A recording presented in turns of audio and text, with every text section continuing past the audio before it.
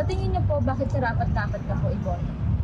Sa palagay ko po, karapat-dapat akong iboto sapagkat ako lamang po yung politikong masasabi na kapag sinabi ko po, gagawin ko talaga. Gawin po ninyo ang halimbawa, yung mga pabalik-balik na sa Senado.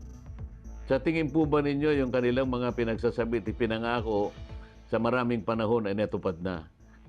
Ang aking pong record sa House of Representatives, ang pakikipaglaban sa karapatan, kahit na po mahirap, katulad po ng isang network na naipasara, yan po ay mahirap sapagkat sila'y makapangyarihan at kayang-kaya po nilang sirain ang iyong political career. Ngunit dahil po sa pakikipaglaban sa karapatan ng karaniwang mamayan, na libre po ang panonood at na walang bayad, at sapagkat hindi nila binayaran ng mga buwis na karampatang ibayad sa ating pamahalaan, kahit mahirap, kahit malakas sila, ako lamang pong nag-iisang lumaban. Wala pong isamang politiko na senador ang sumama sa akin.